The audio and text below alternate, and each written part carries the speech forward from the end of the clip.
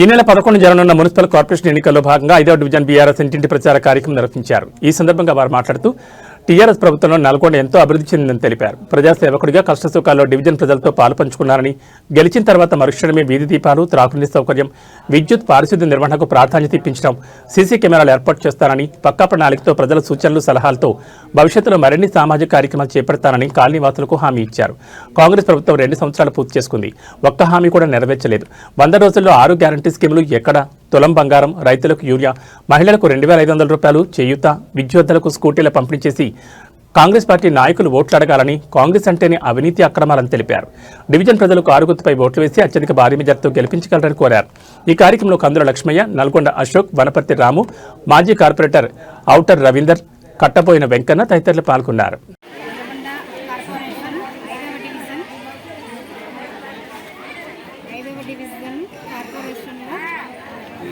రాజేశ్వరి వెంకన్న గారి సిపిఎం బలపరిచిన బీఆర్ఎస్ అభ్యర్థిని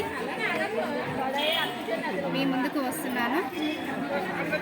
గత కాలంలో నేను మున్సిపాలిటీలో మెప్మా ఆర్పీగా పనిచేశాను. మహిళా సంఘాలకు సేవ చేశాను.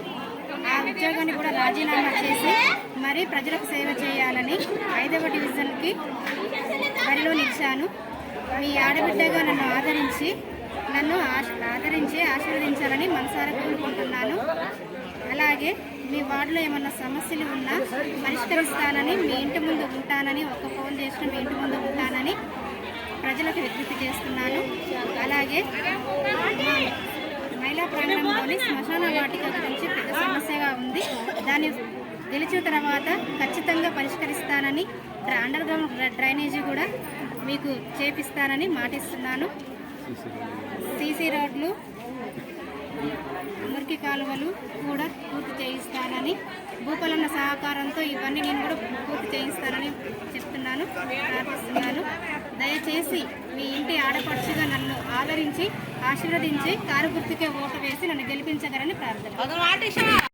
కానీ అప్పుడు మంజూరైన పనులనే ఇప్పుడు శంకుస్థాపనలు, ప్రారంభోత్సవాలు చేసుకుంటూ నేను నిధులు మంజూరు చేసినని చెప్తున్నట్టు వెంకటరెడ్డికి నల్లగొండలో ఓటు అడిగే అర్హత లేదని ఈ సందర్భంగా వారికి ప్రజలు గుర్తించుకోవాలని కోరుతా ఉన్నాం. ప్రజలకు ఒకటే, ఇంతవరకు కూడా 2 సంవత్సరాల కాలంలో ఒకటి కూడా ఒక పని ప్రారంభోత్సవం చేసి ఇంతవరకు కూడా పూర్తి చేసినటువంటి దాఖలాలు ఎక్కడ కూడా కనపడతలేం.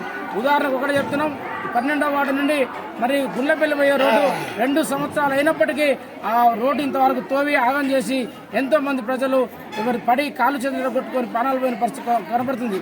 అదేవిధంగా 24వ వార్డు నుండి ముషంపల్లి పోయే రోడ్డు వరకు కూడా రోడ్డు మొత్తం ఆగం చేసి ప్రజలు కింద పడి చేతులు మరొక చనిపోయినటువంటి చరిత్ర ఉంది. నువ్వు పనులు చేస్తున్నావు తప్ప పూర్తి చేసే ఉద్దేశం నీకు లేదు. ప్రజలను మోసం చేయడమే నీ యొక్క వృత్తిగా పెట్టుకొని ఈరోజు ఓటు వేయడానికి వస్తావు. మహిళా ప్రాంగణం 20 సంవత్సరాలుగా నీవు ఎమ్మెల్యేగా ఉన్నప్పుడు ఆ రోడ్డు ఎట్లా ఉండే, ఈ రోజు నువ్వు పోయినప్పుడు రోడ్డు ఎట్లా ఉందో నీకు కనపడలేదా వెంకటరెడ్డి? 20 ఏళ్ళుగా రానటువంటి నువ్వు ఇక్కడ ఎందుకు మరి ఈరోజు వచ్చి ప్రజలను మోసం చేసే విధంగా, మభ్య పెట్టే విధంగా మాట్లాడుతున్నావు? మరి ప్రజలు అర్థం చేసుకోవాలని కోరుతాను.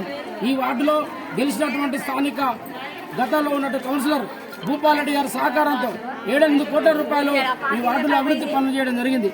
అదేవిధంగా చేసి తన చిన్న పిల్లలు ఉన్నప్పటికీ కూడా నేను ప్రజలకు సేవ చేయాలనే ఉద్దేశంతో నెలకు తనకు వచ్చేటువంటి ఉద్యోగానికి రాజీనామా చేసి ఈరోజు మరి మీ ముందుకు ఓట్లు అడగడానికి, మీకు సేవ చేయడానికి వస్తున్నటువంటి రాజేశ్వరి గారిని మీరు మహిళలందరూ ఆదరించాలని కోరుతా ఉన్నాం.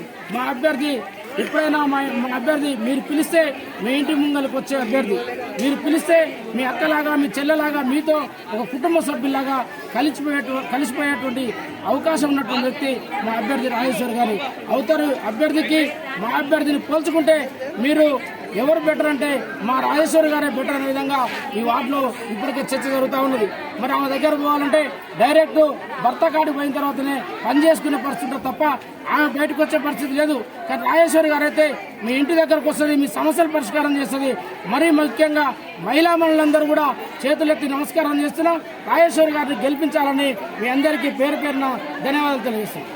5వ డివిజన్లో ఇంటింటి ప్రచారంలో భాగంగా ఇవాళ నల్గొండ మాజీ ఎమ్మెల్యే ప్రజానేత కంచల్ల భూపాలరెడ్డి గారు పాల్గొని ఈరోజు ప్రచారంలో పాల్గొన్నారు. ఏ ఇంటికి పోయినా, ఏ గడపకు పోయినా ఇంటింటికి పోతుంటే వాళ్ళు నీరాజనాలు పట్టి ఈసారి రాజేశ్వర గారిని గెలిపించుకుంటాం, కారు గుర్తుకు ఓటేస్తామని ప్రతి ఒక్కరూ బొట్టు పెట్టి ఆశీర్వదిస్తున్నారు.